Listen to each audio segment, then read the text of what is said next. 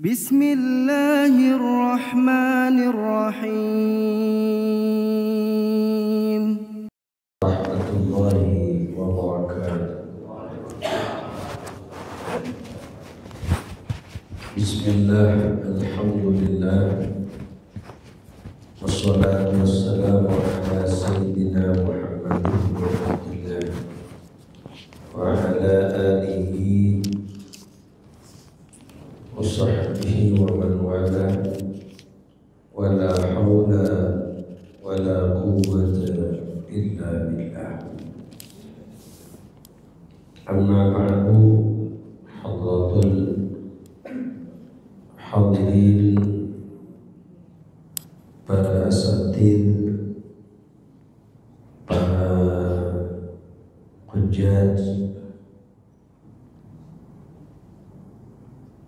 bapak-bapak, ibu-ibu yang hadir atau yang mendengarkan, mudah-mudahan semuanya kita mendapatkan rahmah, ma'unah dan taufik dari Allah Subhanahu wa ta'ala.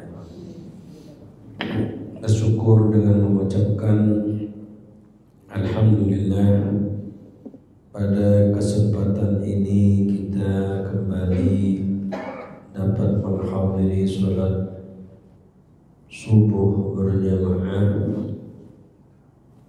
dilengkapi dengan kajian rutin. Mudah-mudahan apa yang menjadi istiqomah kita ini menjadi tabungan amal ibadah kita masing-masing. Amin ya rabbal alamin. Salawat dan salam mudah-mudahan Allah haturkan kehadiran baginda kita Nabi besar Muhammad sallallahu alaihi wasallam. Mudah-mudahan kita mendapatkan syafaatnya kelak di hari di mana harta dan kekayaan sudah tidak dapat lagi memberikan pertolongan. Bapak-bapak, ibu-ibu, mari kita sebelum memulai ngaji pagi ini kita membaca Fatihah terlebih dahulu. Al-Fatihah. Sayyidina Muhammadin sallallahu alaihi wasallam. Sayyidina Muhammadin sallallahu alaihi wasallam. Wa ila hadrati jami'il qubur minal muslimin wal mu'minin. Allahumma jami'a bainahum sayyidina wa sayyidina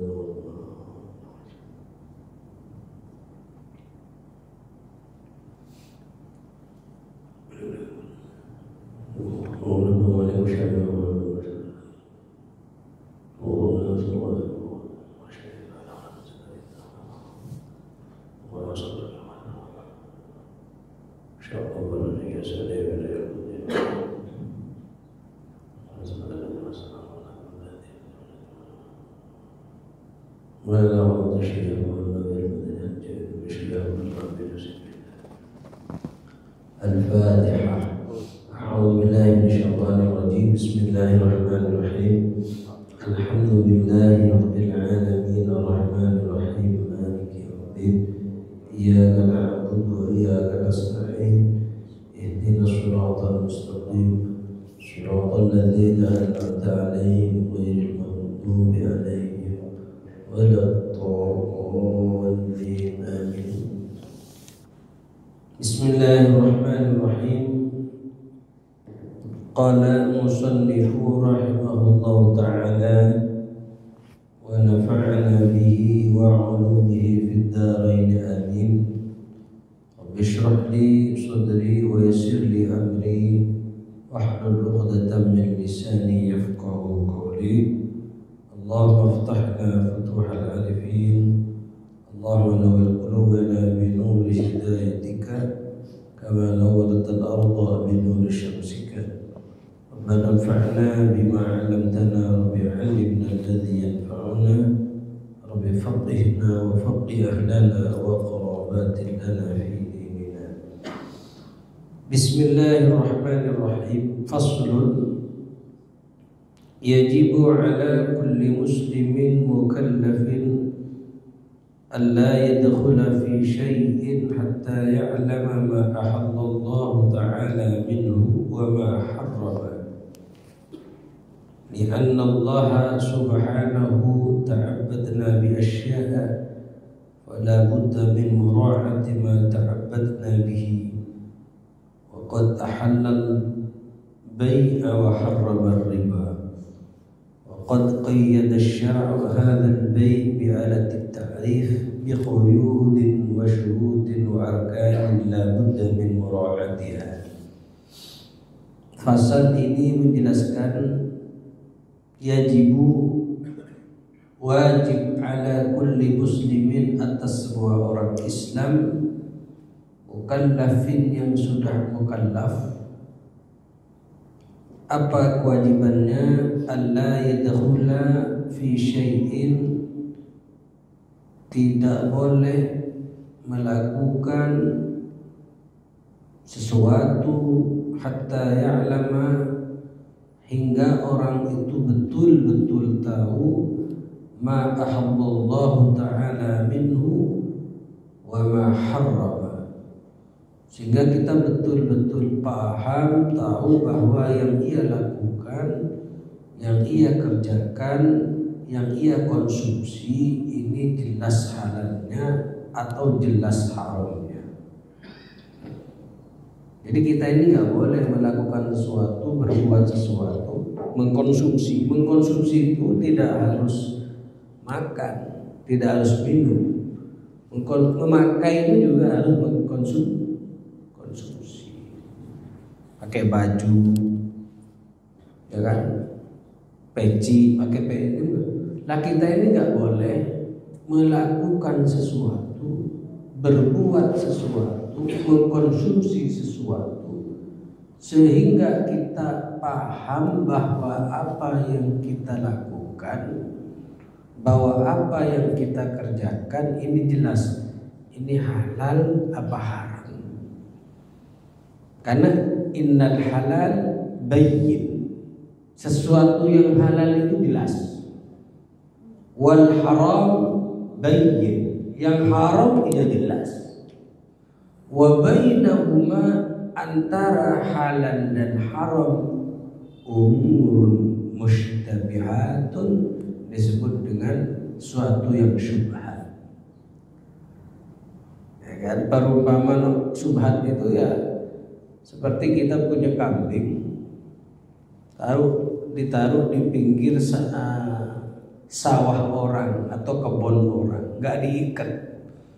Kira-kira kambing kita ini ya lebih banyak dia makan rumput sendiri atau rumput orang lain. Ya perumpamaannya tidak jauh seperti itu. Nah, undang-undang kita mengatakan sebagaimana Undang-Undang Nomor 33 Tahun 2014 tentang Undang-Undang Badan Jaminan Produk Halal. Itu jelas disebutkan bahwa makanan dan minuman, ya kan, yang dijual di Indonesia ini harus bersertifikasi halal. Ini undang-undang, amanat undang-undang. Selain amanat undang-undang, ada perintah langsung dari Allah. Wahai ayyuhalladzina amanu, wahai orang-orang yang beriman, kulu min thayyibati ma razaqnakum, makanlah yang baik-baik yang aku berikan rezeki kepada kalian. Jadi yang diperintahkan itu adalah bagaimana kita ini mengkonsumsi barang yang halal, tahu persis kalau apa yang kita makan, apa yang kita pakai, apa yang kita gunakan ini adalah apa? Halal. Nah sekarang saya mau tanya, kira-kira ibarat ini apa ya? Makanan. Saya contohkan misalnya apa makanan yang mudah kita lihat dan di pasaran sering dijual bebas. makanan. Mie instan, apalagi selain mie instan? Pecel lele, apalagi Bu? Chicken, KFC. Nah, yang agak menengah dikit chicken dan KFC. Chicken itu kan di situ ada yang dijual ada ayamnya, betul ya Pak? Lah, kita tahu dari mana kalau ayam yang ada di chicken itu sembelihannya itu betul? Kita kan nggak lihat. Kita terima jadi sudah ada nasi, ada ayam, ada bumbunya itu. Lah, kita nggak paham apakah ayam yang digoreng itu cara nyembelihnya betul. Apakah hulqum dan marid, saluran makan dan saluran nafas itu sudah terputus, termasuk wadajen, saluran urat nadi samping kanan dan samping kiri. Kita kan nggak tahu. Pecel lele di pinggir jalan. Oke, lelenya min makulil lahmi, termasuk jenis hewan ikan yang boleh dimakan. Lalu kita tahu dari mana bahwa saat digoreng itu, sebelum digoreng itu kan biasanya dicuci. Apakah kita tahu ketika dicuci itu tidak terjadi pencemaran, terkena najis lalu menjadi mutanajis?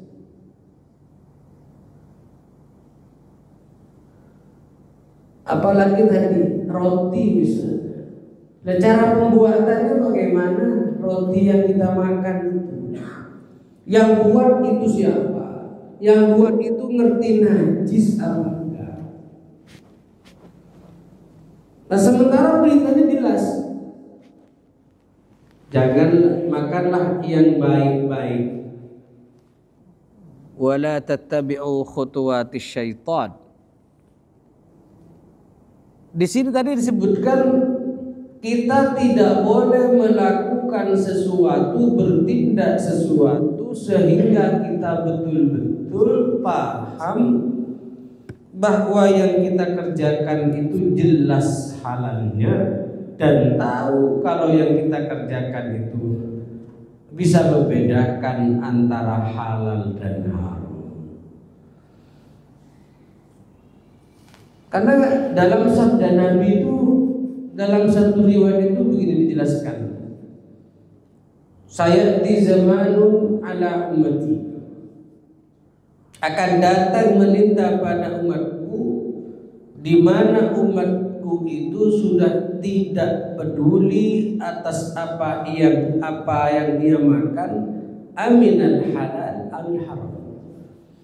Apakah yang ia makan, yang dimakan oleh umatku itu tidak peduli, yang penting enak, tapi nggak peduli apakah halal atau haram.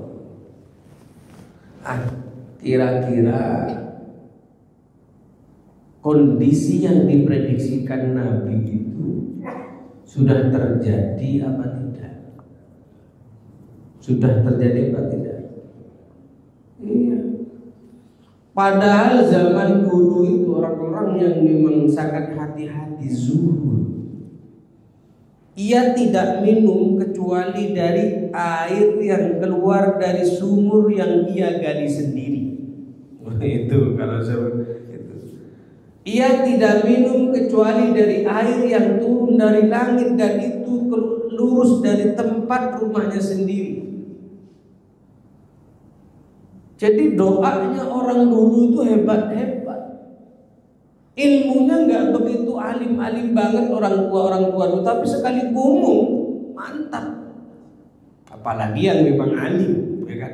Orang tua dulu, nah jangan gitu, nanti begitu, terjadi betul. Kenapa? Hatinya bersih, pikirannya jernih, ibadahnya ikhlas, Apa faktor yang paling dominan hati dan pikirannya bersih? Tentu adalah makanan dan minuman. Pasti itu. Karena kalau yang kita makan itu yang tidak jelas kehalalannya, tidak jelas keharamannya, maka menjadi remeng-remeng. Kalau kita makan dan minumnya barang yang kita konsumsi itu remeng-remeng, maka begitu masuk ke tubuh kita menjadi darah yang remeng-remeng. Setelah jadi darah diperes menjadi mani, maka maninya menjadi mani atau sperma yang remeng-remeng. Berhubungan intim dengan istrinya, punya anak, anaknya juga remeng-remeng. Jadi kalau ada anak yang nakalnya minta ampun, tidak bisa dinasehati, maka itu jelas produk remeng-remeng. Nah, ini penting. Jadi soal makanan dan minuman ini nampak sepele, tapi itu penting. Makanya disebutkan wajib bagi orang muslim yang sudah mukallaf itu dewasa, ya kan, tidak boleh melakukan sesuatu sehingga betul paham bahwa yang dia kerjakan itu halal dan haram. Lah maka dalam undang-undang dan ketentuan fatwa MUI itu, makanan boleh yang halal itu disertifikasi halal. Yang lolos sertifikasi halal itu setidaknya ada bahan pokok yang halal, bahan penolong yang halal. Seperti apa? Ini misalnya roti, gampangnya roti. Roti itu kan bahan pokoknya apa? Apa? Tepung, gandum, jelas. Gandum, tepung itu halal, ya kan? Lalu sekalipun bahannya halal, pada saat membuat roti itu sudah harus karena kita kasih air kan, airnya harus suci, diaudit. Jadi ketika melihat proses membuat roti itu, kalau dalam proses sertifikasi halal itu diaudit, airnya mana Pak? Ini airnya dari mana? Airnya suci apa enggak? Suci. Cara buatnya bagaimana? Lalu setiap bahan tidak ada masalah, dari segi proses juga tidak masalah, dari segi kemasan tidak boleh makanan itu kemasan dan namanya bertentangan dengan syariat Islam. Contoh, mie ayam itu kan dari mie-nya kan dari apa itu? Tepung, ya kan? Proses bikin mie-nya seperti apa itu diaudit. Ada tim auditor namanya. Dari segi bahan tidak ada masalah, dari segi proses tidak ada masalah, dari segi penamaan tidak boleh nama mie ayam itu bertentangan dengan nilai-nilai ajaran Islam. Mie iblis, mie setan. Mie gacoan itu dulu kan sempat ramai nggak dapat sertifikasi halal karena nama-nama nama-nama outlet, nama pilihan itu bertentangan dengan nilai dari Islam. Itu nggak keluar sertifikasi halal. Loh, yang makanan dan minuman sudah bersertifikasi halal, kita yakini itu halal. Kita yakin itu halal karena itu Bang diaudit cara pembuatannya. Terlepas saat diaudit dia hati-hati yang pelaku usaha, kalau nggak diaudit ya sembrono lah, kita nggak tahu. Ayam yang di pinggir jalan yang orang jual api celele itu cara nyembelihnya bagaimana? Ngeri Pak. Makanya yang jualan ayam, mohon maaf, atau yang biasa beli ayam potong, dilihat lehernya itu udah putus apa belum? Bukan putus semuanya, saluran makan dan saluran nafas itu, dan wadajen urat nadi samping kanan samping kiri sudah putus apa belum? Kadang kita makan enak aja, pecel lele, ada ayam goreng, bebek goreng, nggak peduli apakah jelas itu halal atau haram. Saya cerita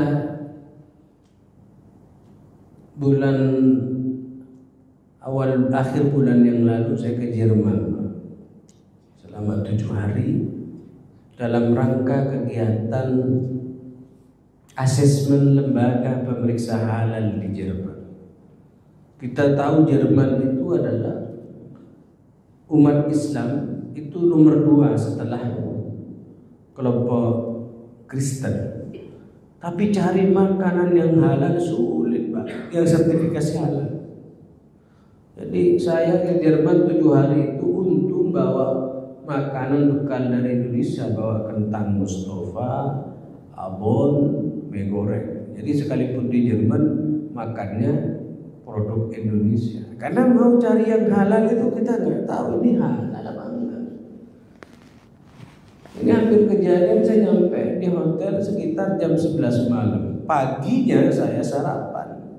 Karena lapar, lihat ada semacam daging habis digoreng, pingin banget saya. Setelah dilihat, tanya, "Loh Pak Kiai, itu babi itu." Jangankan di negara-negara Eropa, Bapak kalau ke Bali itu juga banyak makanan-makanan yang kayak gitu. Nah ini Bapak Ibu sekalian, penting kita ini kalau belanja, ibu-ibu kalau belanja ayam ke pasar, lihat lehernya, kadang cuma luka doang, kadang cuma putus satunya nggak putus, nggak usah dibeli, bangkai. Jadi kalau kita nggak jeli, nggak paham itu, maka kita pengaruh pada karakter dan sifat kita. Kenapa sholat kita sulit khusyuk? Kenapa sholat kita ini hanya sekedar Allahu Akbar, hatinya kosong? Kenapa anak-anak kita itu nakal? Barangkali sebabnya adalah pengaruh dari makanan dan minuman yang kita tidak tahu bahwa itu adalah halal atau haram.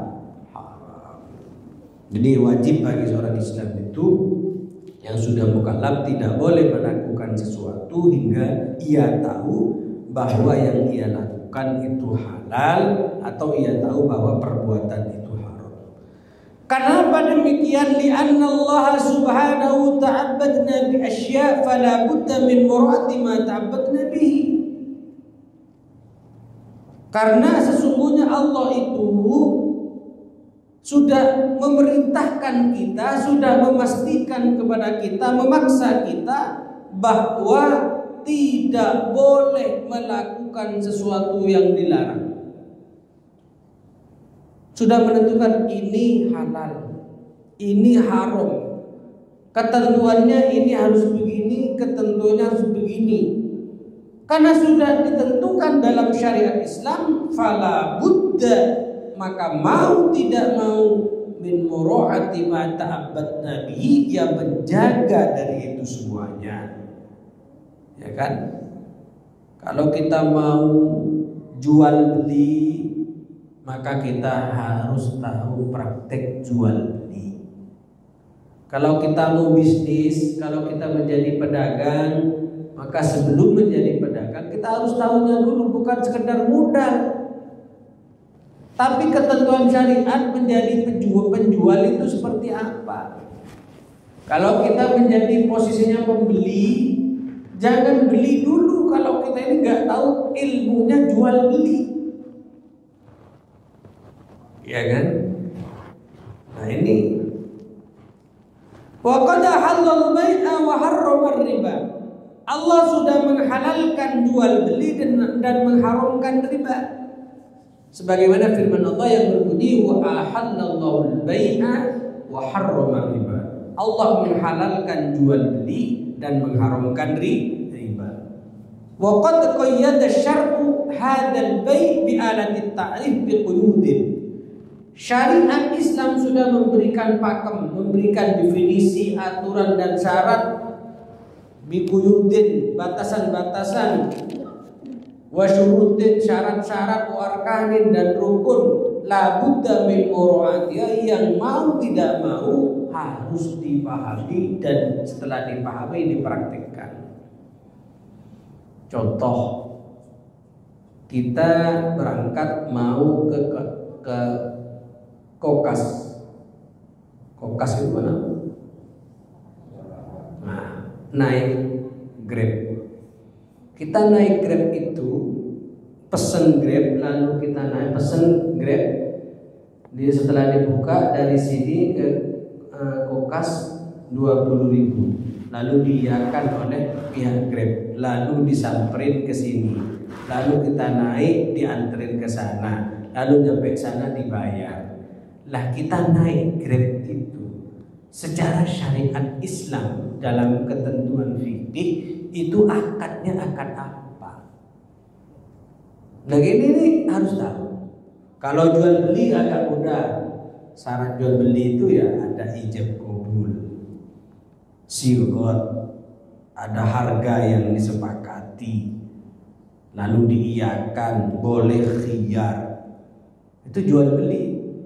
Sekalipun dalam prakteknya, dalam jual beli yang setiap hari yang nampak kita lihat itu mudah, tapi banyak dalam prakteknya ini praktek jual belinya itu haram.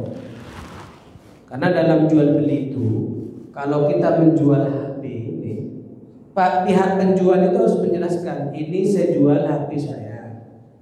Coba ini, mohon maaf, ini suka ngedrop. Harus ditampakkan. Bai'ul ma'ib, menjual suatu yang cacat, tidak dijelaskan cacatannya itu haram. Menjual mobil, dijelaskan ini mobil saya, ini surat-suratnya, ya kan? Kemudian saya buka harga sekian, silakan Bapak cek mobil saya ini. Kendalanya kalau tidak diangetin dulu langsung berangkat, kadang setengah jam langsung mati karena kata pihak orang yang ngerti ininya bermasalah. Jelaskan begitu. Nah kadang kan enggak. Kadang kan kekurangannya itu enggak disampaikan, kebaikannya yang ditambahkan. Ya kan? Ini baru jual beli. Makanya disebutkan faman fa'ala man arada al-bai'a wasyira. Barang siapa ingin menjual, membeli dan menjual, ingin jual beli, ayyata'allama dzalika, maka ia harus belajar tentang cara jual beli. Wa illa, kalau tidak belajar tentang jual beli, akadar riba, maka ia termasuk orang yang memakan riba. Syaratnya jual beli itu apa? Ya paham, sigot, ijab qabul. Saya beli HP ini 2 juta, ya saya jual HP ini 2 juta, ya saya beli 2 juta. Setelah proses dilihat, ya kan? Karena jual beli itu kan barter, nukar barang dengan barang. Qala Rasulullah sallallahu alaihi wasallam, at-tajirus shaduq, pedagang yang jujur, yuhsyaru yaumal qiyamati ma'as siddiqin wasyuhada. Pedagang yang jujur nanti di hari kiamat akan dikumpulkan bersama orang-orang yang cinta kepada Allah dan bersama orang-orang yang mati syahid. Jadi pedagang yang jujur, kan? Ini orang pedagang yang jujur itu nanti dikumpulkan bersama orang-orang yang cinta kepada Allah dan bersama orang-orang yang mati syahid. Jual baju, udah berapa bajunya? 200, ditawar 180 ya kakak, baru aja 100, ada yang nawar 190 nggak saya kasih. Padahal nggak ada yang nawar, udah bohong, udah nggak jujur itu. Ada nggak yang kayak gitu? Iya, masya Allah. Jadi kalau jual barang itu harus dijelaskan kekurangannya. Lo kalau nggak dijelaskan, berarti dia menjual dengan cara yang haram, uang yang dimakan bersama istri dan anaknya ya haram, maka nanti akan timbul sifat dan karakter yang tidak baik dari pengaruh itu.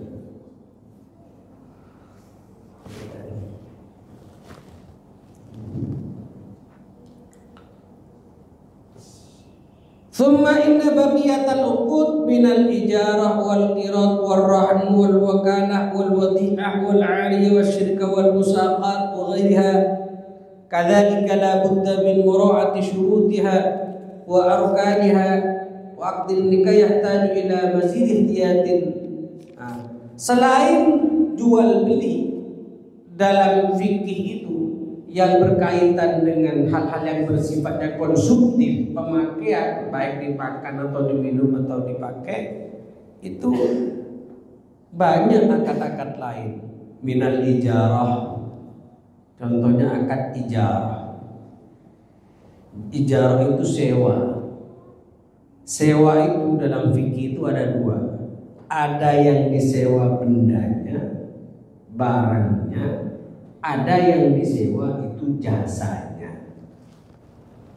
Saya ngontrak ke rumah Bapak Ustaz, itu siapa namanya? Pak Subowo. Ngontrak di tempatnya Pak Subowo. Pak, saya mau ngontrak. Ya, sebulan berapa? 700.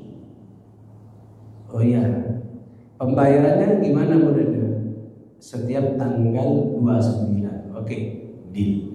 Berarti saya dengan Pak Subowo sedang bertransaksi akad ijarah. Akad ijarah. Rukunnya ijarah itu ada 4. Aqid, orang yang akad. Sigot. Sigot itu ucapannya, Pak, saya mau nyewa. Ini kan ada sewa. Ya udah, saya sewakan. Kemudian wa ujroh, ada ongkos. Ongkosnya berapa ya? Terus ditentukan itu. Wa manfaat, dan ada manfaatnya. Jadi rukunnya dapat akad, orang yang akad, sigot, ongkos dan manfaat. Syaratnya juga antara kedua belah pihak, saya dengan Pak Subowo harus tahu berapa nyewanya, sebulan apa setahun. Terus per bulan itu berapa. Tidak boleh wala aywa alla yastaritu fi haddun akhar ka qauli ajatuka dari sanatan ala antabi'ani kada au taqriduni kada wa yantasila syurut istiwa'il manfa'a bil aqdi. Tidak boleh dalam akad sewa menyewa itu pihak penyewa itu masih ada embel-embel lain. Aku sewakan kepadamu, tapi dengan syarat barang kamu itu jual kepada saya. Tidak boleh begitu. Sewa ya sewa. Ini ijarah, itu yang berarti ijarahnya ijarah benda. Ada ijarah manfaat. Saya punya bahan. Pak Subowo ini tailor, bisa bikin baju celana, ya kan? Maka saya bilang, Pak, saya mau bikin ini, baju modelnya seperti ini. Baik, Bapak, ini bisa nggak? Bisa. Ya udah, berarti saya sewa keahlian Bapak untuk bikin baju. Cuman masa bikinnya berapa biasanya? Ya udah 2 minggu. Berarti mudahnya jelas, masanya jelas. Harganya berapa? 500. Itu akan ijarah. Dan kalau enggak, belajar dulu.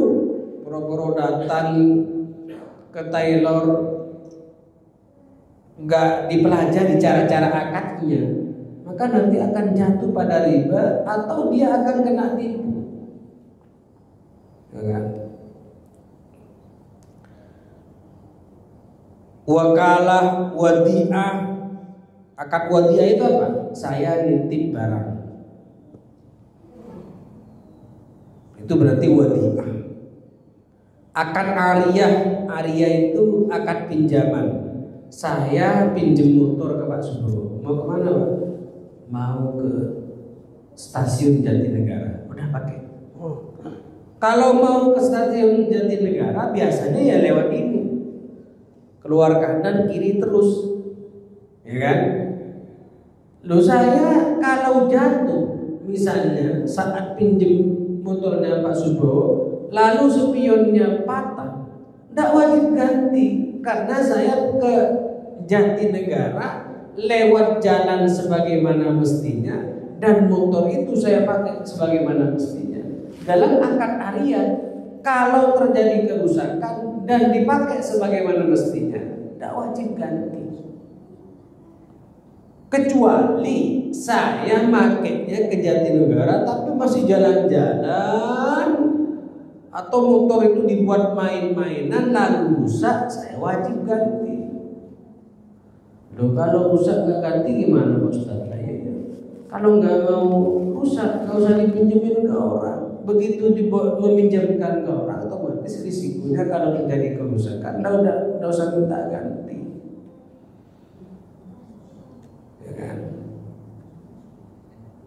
Kalau saya pinjem motor ke Pak Subowo lalu Pak Subowo ya boleh pakai tapi 200.000. Loh, bukan akad ariyah itu namanya, kembali kepada tadi itu akad ijarah. Akad sewa, berarti saya nyewa motornya.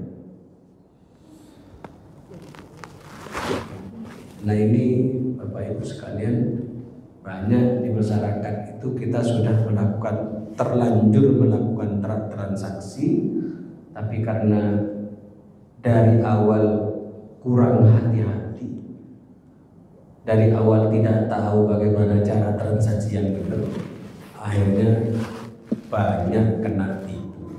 Ya kan? Jual beli online boleh apa enggak?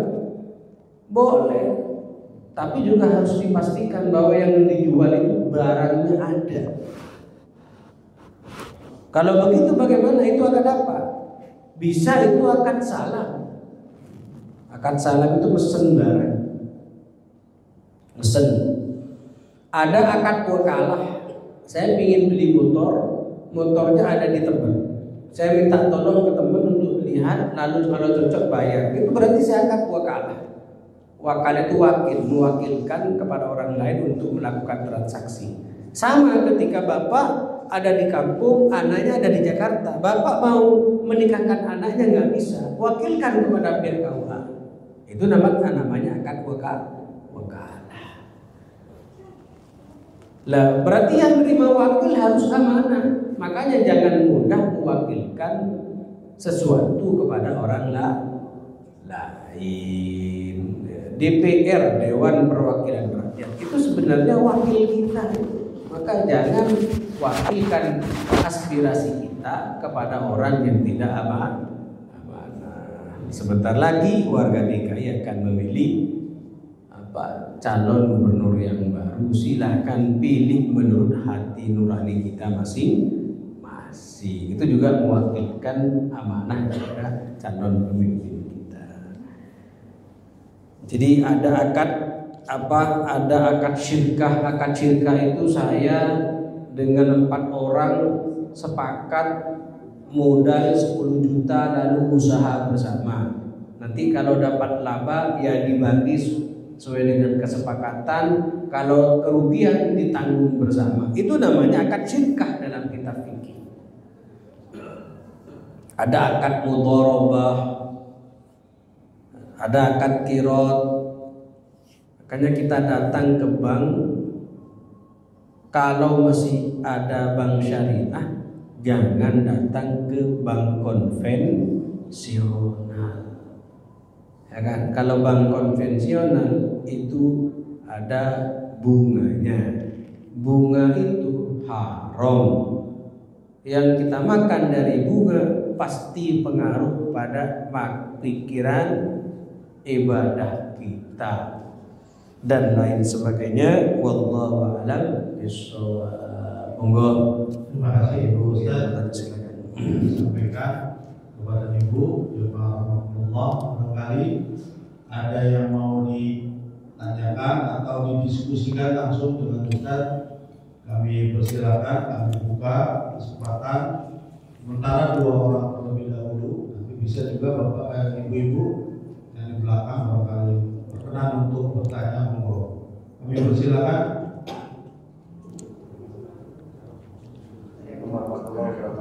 Waalaikumsalam warahmatullahi wabarakatuh. Tidak apa-apa, pakai mic biar yang lain juga dengar, biar dapat ilmu juga. Yang lain dapat ilmu pertanyaannya. Assalamualaikum warahmatullahi wabarakatuh. Waalaikumsalam.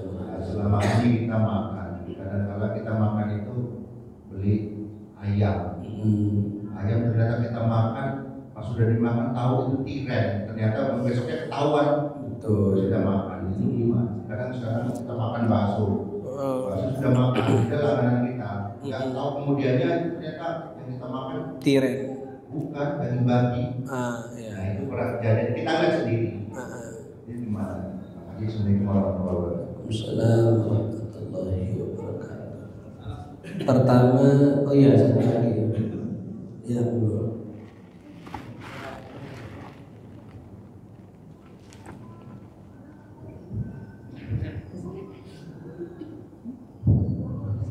Assalamualaikum warahmatullahi wabarakatuh. Waalaikumsalam.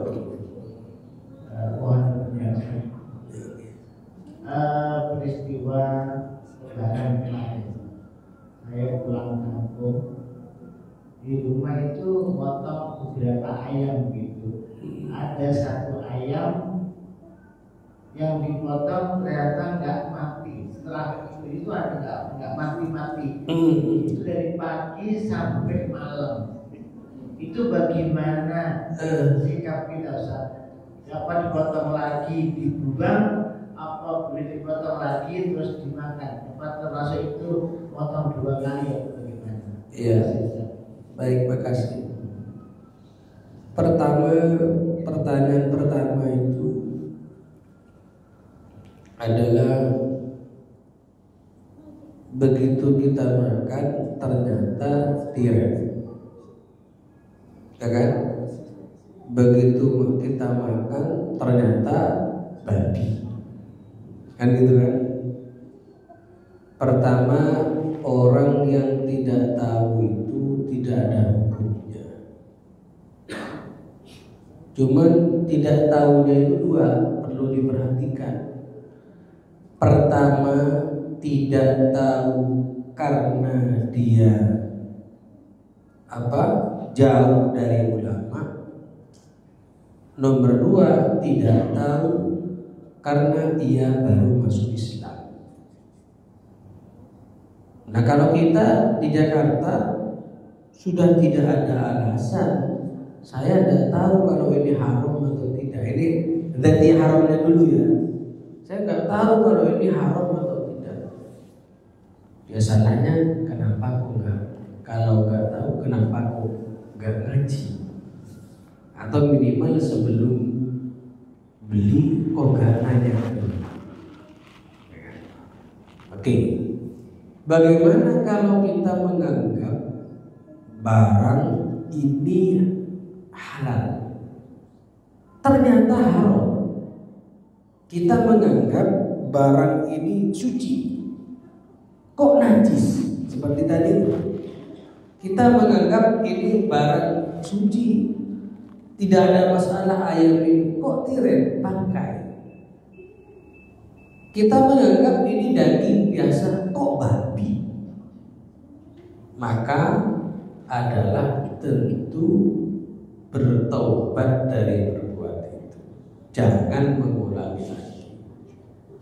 Jadi taubatnya seseorang dari suatu yang melakukan kesalahan itu adalah menyesali dan tidak boleh mengulangi lagi. Yang gak bisa dikeluarkan lagi, mana lo sudah masuk ke dalam perut, ya kan?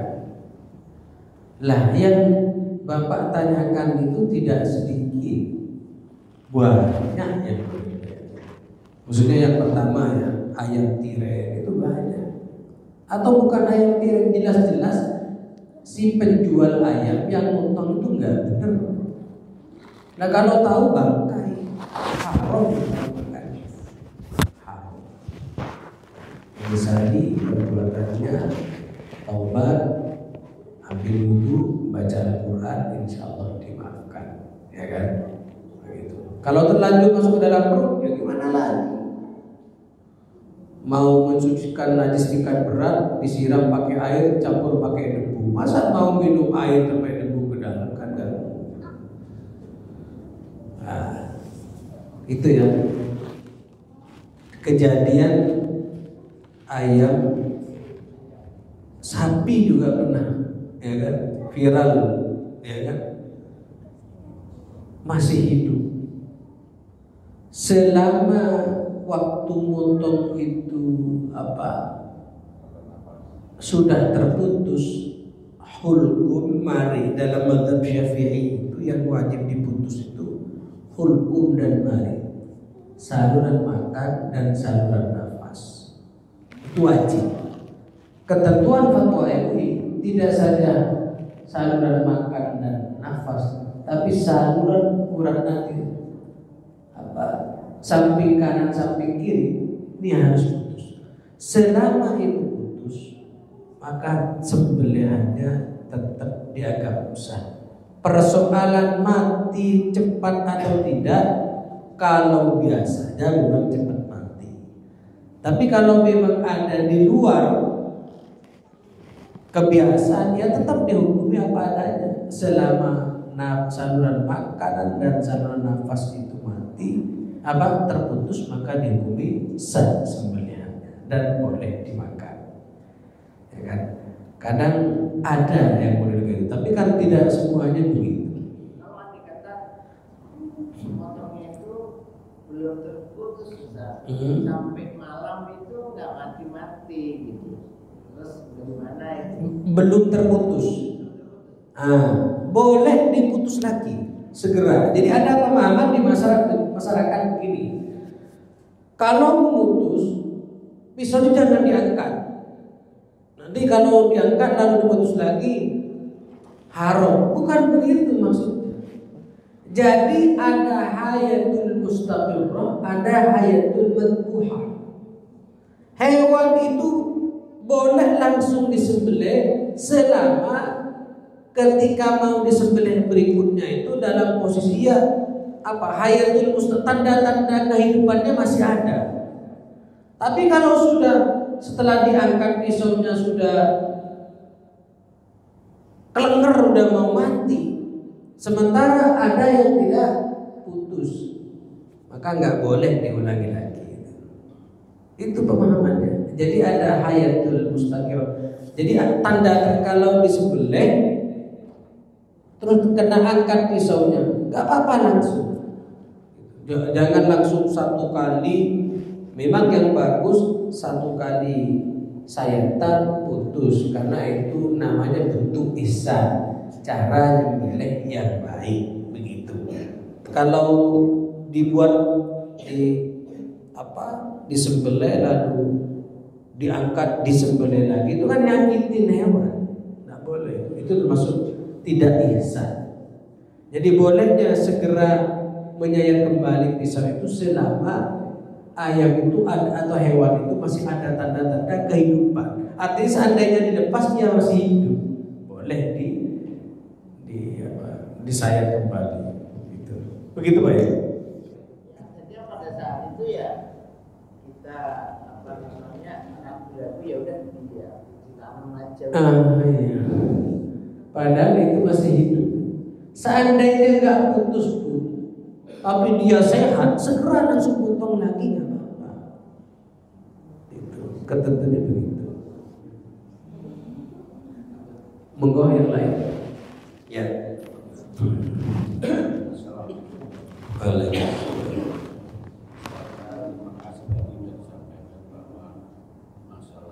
Apa yang kita konsumsi itu jelas halalnya dan jelas haramnya. Tapi biasanya ketika kita itu bicara makanan konsumsi,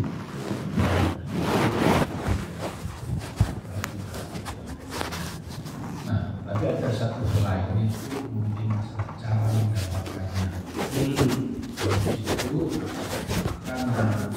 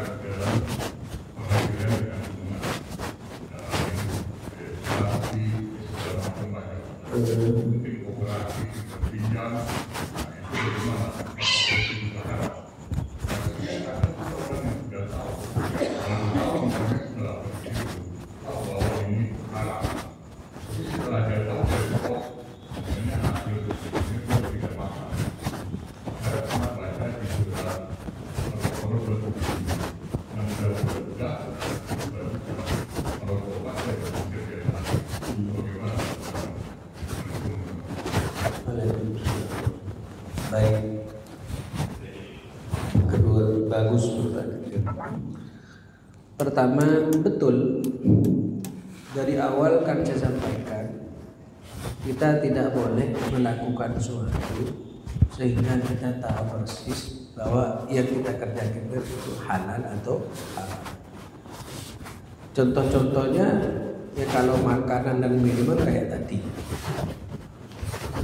Apakah itu sudah halal apa? Nah kita sebagai masyarakat awam minimal mengetahui itu halal atau haram. Kalau secara formal dapat dilihat, kalau sudah ada sertifikasi halalnya itu adalah halal. Tapi belum tentu, ini belum hal. Sesuatu yang tidak bersertifikat halal belum tentu otomatis dihukumnya haram. Tapi itu belum ada sertifikatnya. Jadi ini minuman ada sertifikat halalnya, maka sudah kita pastikan, meyakini, percaya kepada auditor bahwa minuman ini halal karena pada saat buat sudah diaudit. dan proses auditnya sesuai dengan cara buatnya prosedural sebagaimana pada saat audit. Kalau ada minuman tidak bersertifikat halal, ya kita tidak serta-merta langsung ini haram, enggak juga. Kan ada juga sama-sama air minum dalam kemasan, ada yang sudah keluar sertifikatnya, ada yang tidak. Tapi kita memaklumi bahwa namanya air itu kan bahan nabati, ya kan, yang memang keluar dari sumber bumi, halal lah, ya kan. Keripik, singkong, ya kan, wah itu kita meyakini halal sekalipun belum bersertifikat halal yang ada di pinggir jalan itu. Nah, jadi tapi kalau ada makanan-makanan yang menurut Bapak saya ragu ini, ya sudah tinggal jangan beli. Khawatir makanan yang di restoran misalnya kan, makan di restoran itu saya ragu ini jangan-jangan ini daging nggak bener. Nah, misalnya ya sudah makan di rumah saja. Makanya orang yang wara, orang yang sudah itu jarang makan di pinggir jalan itu, khawatir. Ya itu kayak kasus tadi, setelah dimakan ternyata makan ayam tiren. Lalu sebenarnya mengkonsumsi barang halal itu tidak hanya terfokus pada makanan dan minuman, tapi juga dari proses mendapatkannya. Apalagi tadi disebutkan sebentar lagi ada serangan fajar, ya kan? Orang itu gak bakalan memberi kepada kita kecuali memang dia ada maunya. Coba buka, kalau dia bukan nyalon, gak bakalan ngasih ke kita, ya kan? Kalau ada orang ngasih duit kepada kita, terima, jangan pilih orangnya. Itu aman lah kita. Terima tapi jangan pilih orangnya. Itu hati-hati, ya kan? Ar-rashi wal murtashi finnar, ya kan? Tapi tidak semua pemberian itu dianggap rishwah, ya kan? Banyak cara-cara yang cara nipu, korupsi, ya kan? Termasuk serangkan dengan pertanyaan berikutnya itu, bagaimana kalau kita sebenarnya di Indonesia ini apa? Kan hukum bunga itu ada yang mengatakan haram, ada yang mengatakan syubhat.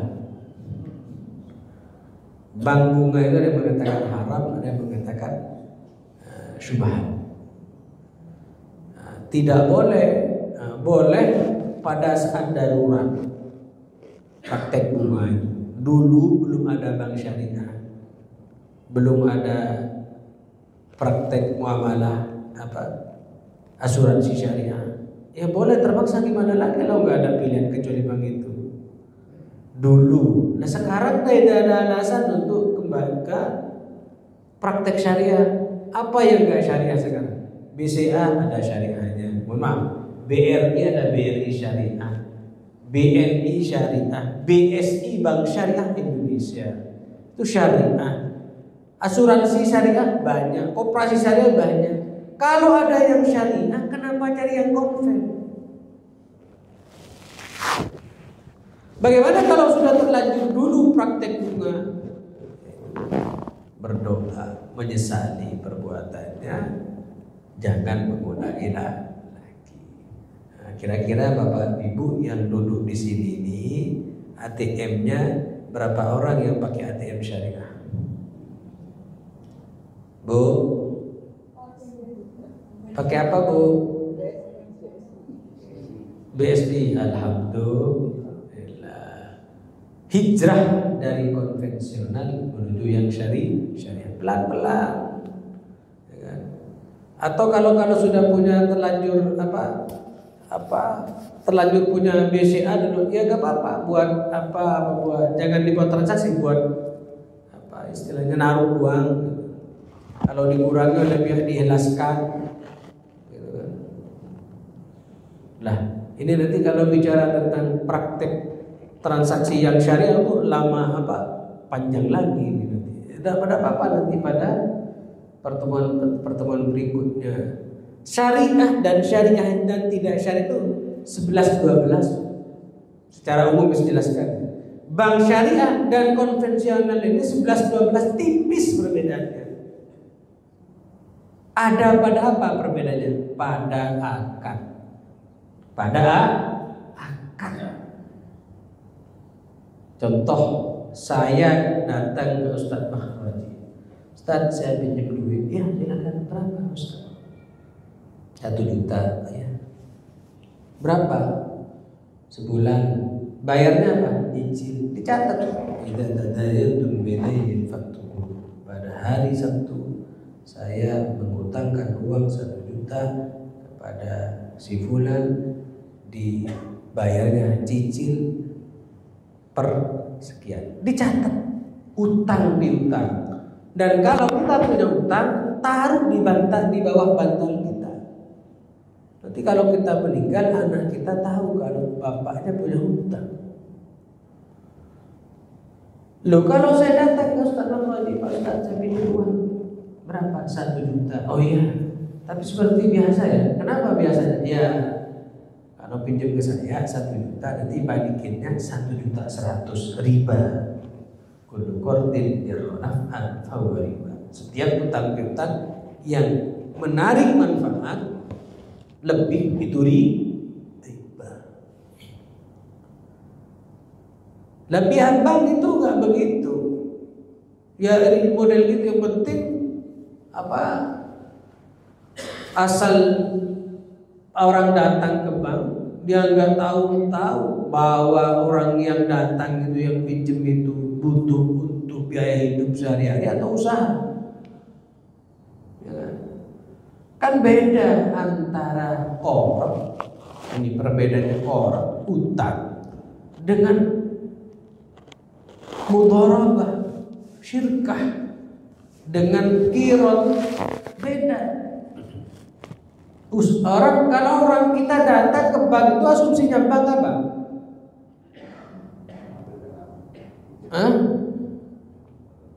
Pinjam dibuat usaha. Padahal yang pinjam itu dibuat makan. Spirit utang piutang itu apa? Saling membantu. Saya datang ke Ustaz Makhraji pinjam 1 juta. Ta'awun, di situ ada ta'awun, ada birrul taqwa. Bukan malah semakin mencekik saya. Pinjam 1 juta kok harus dibayar 1.100.000. Maka banyak orang stres karena pinjaman online dan judi online, karena itu praktek riba itu. Dan salah satu tanda akhir zaman, kiamat sudah dekat, kita sudah sulit melepaskan diri dari praktek riba. Minimal ya. Seumurnya begini, kita pas membalikan kan, nggak enak kalau kita tangan kosong, mungkin bawa tambahin bawaan. Boleh. Yang nggak boleh itu di awal disyaratkan harus lebih. Itu boleh. Saya pinjam uang ke Ustaz Makhraji 10 juta. Buat apa Pak Ustaz? Saya ingin ganti HP saya rusak. HP yang model mana? Yang ini jenis-jenisnya. Benar Ustaz, butuh HP ya. Ya sudah, gini Ustaz, nanti luar ke sini. Ustaz Makhraji pergi ke Cempaka Putih, membeli HP sesuai dengan yang saya inginkan. Ustaz, ke sini. Ini HP-nya ya. Oh iya seperti ini. Gini Pak Ustaz. Ustaz nggak usah pinjam uang ke saya untuk beli HP. HP ini saya jual ke Pak Ustaz.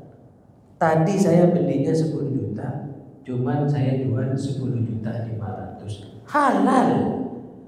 Itu namanya akad murabahah, jual beli. Kan hampir mirip, tadi pinjam uang 10 juta, 1 juta dikembalikan 1.100.000, atau pinjam 10 juta harus mengembalikan 10.200.000. Tapi ini enggak, modelnya akad jual beli, murabahah halal. Atau gini, banyak praktek-prakteknya. Pak Ustaz, ini saya butuh uang 20 juta. Sebagai bukti kalau saya serius, Saya ini jaminan saya. Apa jaminannya? Sertifikat. Oh ya. Ini Pak Ustaz ya. Ini praktek yang syariah ya. Ini sertifikat ini kan bahan barang berharga. Apalah artinya Pak Ustaz saya punya tanah tapi sertifikat nggak ada. Betul. Gini, yang 20 juta itu hutang piutang murni. Cuman karena jenengan nitip ke saya sertifikat, saya minta biaya penjagaan. Karena sertifikat ini saya harus jaga, Pak Ustaz. Kan gitu kan? Gimana caranya? Ya sudah, saya minta per hari 20.000, mau nggak? Pinjemnya uangnya 20 juta 1 bulan. Menjaga sertifikat per hari 20.000. Berarti 20.000 kali sebulan berapa? 600. Berarti 20 juta plus 600. Tapi bukan menghutangkan lebih, karena ada biaya penjagaan sertifikat di sana. Halal, namanya ujratut tahaffuz, biaya penjagaan. Loh, kalau kita tahu ilmunya, kenapa gak kita dipraktekkan? Kalau kita sudah yakin bank syariah itu benar, kenapa kita gak datang ke yang syariah? Malah dia masih demen ke yang bank konvensional. Persoalannya sekarang justru pegawai bank yang kurang ngerti yang syariah itu. Kadang juga begitu. Banyak sebenarnya contoh-contoh yang syariah itu. Cukup ya? Masih Ustaz? Ya. Ini sebetulnya menarik. Ya. Kemungkinan besar kalau dibuka lagi akan jadi waktunya sudah terlalu siang. Iya. Terima kasih banyak atas waktunya, dan kami bersedia Ustaz menutup dengan doa. Setelah itu terima kasih. Bismillahirrahmanirrahim. Allahumma ya qulubana bi nuri hidayika kama nawwarta al-ardha bi nurika برحمتك يا رب الراحمين ربنا انفعنا بما علمتنا رب علمنا الذي ينفعنا رب فقهنا وفقه لنا وقرابات لنا في ديننا سبحان ربك رب العزة عما يصفون وسلام على المرسلين والحمد لله رب العالمين. Kurang lebihnya mohon maaf kalau ada yang salah murni itu datang dari pribadi saya, kalau ada yang benar murni itu datang dari Allah Subhanahu wa taala. Assalamualaikum warahmatullahi wabarakatuh. فبأي آلاء ربكما تكذبان